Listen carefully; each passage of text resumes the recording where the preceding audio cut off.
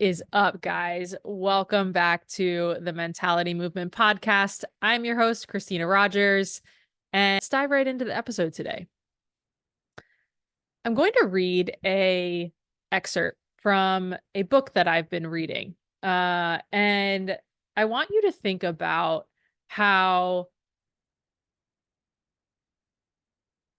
I want you to think about a time, maybe it's right now, or maybe it was in the past, where you felt like you didn't know what to do next. If you do not know what to do next, it usually isn't because your next step is far out into the distance, but rather right in front of your feet. You are being asked to stop gazing outward and start looking inward. You are being called to rebuild yourself at this exact moment. If you do not know what to do next, it's not because you need to seek more answers, but rather accept the ones you've already been given. If you do not know what to do next, it's time to learn to be in the answered prayer that is this very day. It's time to learn how to use what you already have and be as you really are.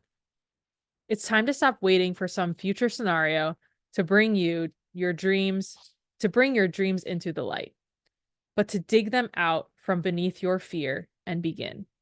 Truly begin.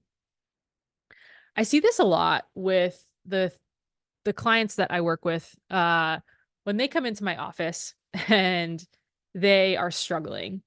They feel like they don't know which way to turn. They don't know what to do next. They don't know the questions to be asking themselves. And a lot of times I'm able to help them with that thing, right?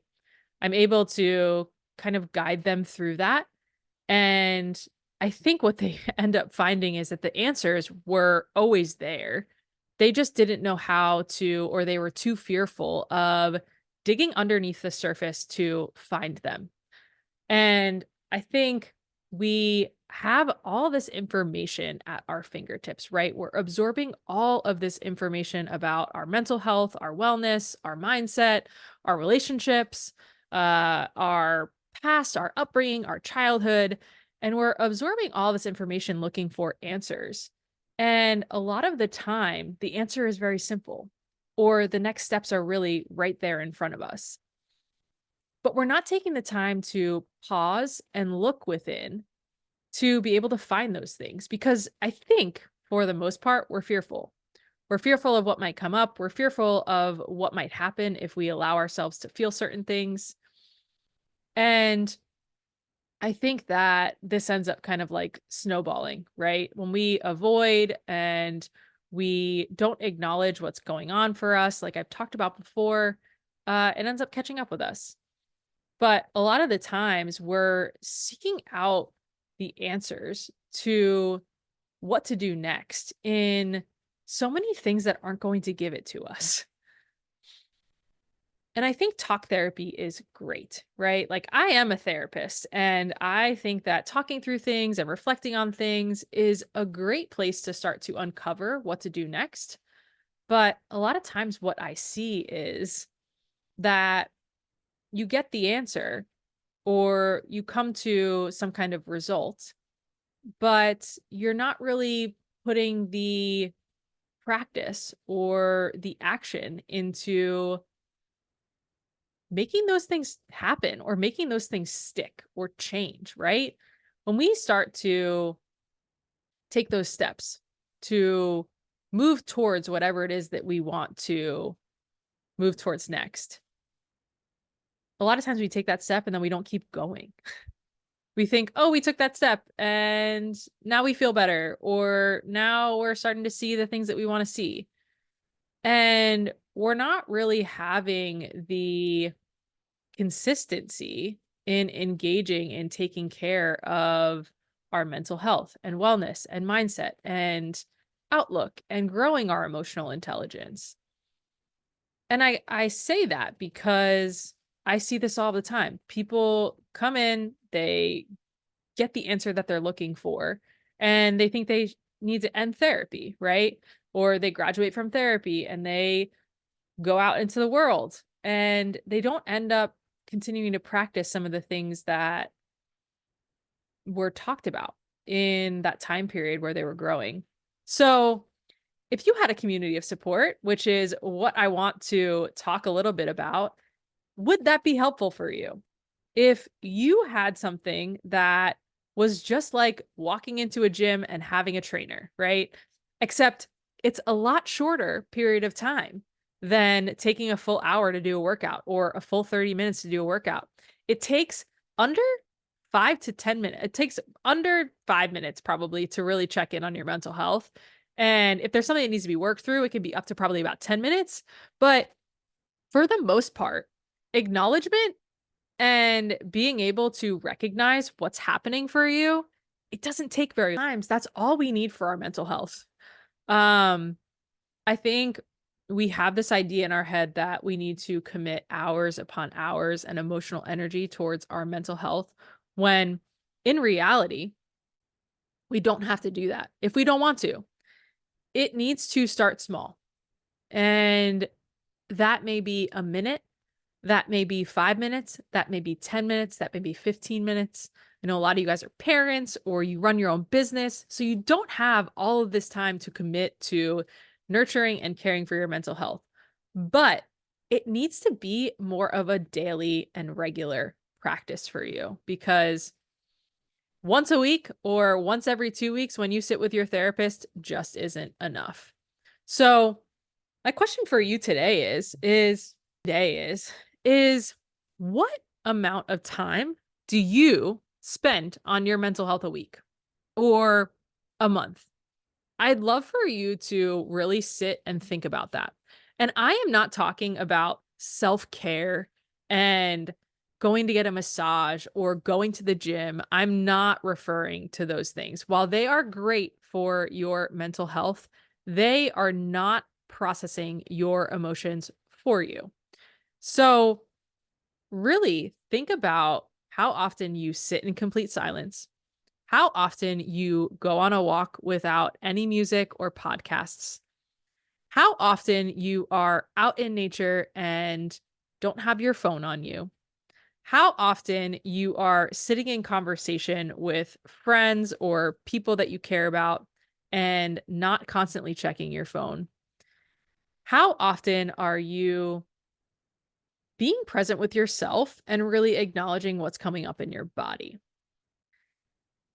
I know that for most of you, you're listening to music or a podcast while you're working out. As great as those things are, it's distracting you from connecting with your body. I love listening to podcasts while I'm at the gym. I love listening to music. It is a distraction from you connecting with your body. And your body is where you store your emotions. And your emotions are tied to your feelings, which are tied to your thoughts, which are tied to your actions. So if you are not actively doing things to connect with your body and your mind, you're not going to nurture and grow and create and build a healthier mindset. It's just not going to happen. You can get to a certain point, but you're not going to be able to put into practice what it is that I know most of you probably want in your mental health journey, right? A lot of you guys struggle with anxiety or struggle with depression or struggle with being able to communicate or set boundaries or understand yourself. But we're not taking the time to stop and really feel or think about what it is that we are experiencing. What is this feeling, thought, emotion, belief tied to? And most of the time, it's going to require you to slow down to be able to do and acknowledge those things. So let me be clear. How often are you slowing down enough to reflect, ask yourself the questions to be able to get the answers, and process through whatever it is that you are experiencing in a moment or in a day or in a week? that most of you probably spend less than 20 minutes, probably even less than that. I'll give you guys benefit of the doubt. You probably spend less than 20 minutes really focusing on your mental and emotional state. Is that accurate? I don't know. I know it's accurate for me. Inside of the group, you're going to have emotional intelligence work. I'm going to be talking a lot about mental health and wellness and how to nurture your mental well-being, and also provide you just some tools, tips, tricks around mindset and um, personal growth that can help you enhance and level up your mindset, mental health in a way that can help you and is sustainable long term. Because that's really what this is all about, right? Like you can scroll through your phone, right? You can scroll through Instagram, you can read all of the quotes, you can watch all the videos, but it's not do it for you, right? It can make you think for like a split second. And then what happens? You scroll on to the next thing and it's like, wow, that was impactful. And then you just keep moving on, right? So, if you really want to commit to caring for your mental health and stop scrolling through Instagram and therapy TikTok and looking at Google for answers to whatever it is that you're experiencing, I highly recommend you join my group. Going to be doing some live trainings, hopefully being able to have monthly and weekly mental health check-ins for all of you guys to be able to communicate and interact with one another, talking about mental health and just being around like-minded, growth-oriented people that just want to have a healthier mindset and prioritize their mental health.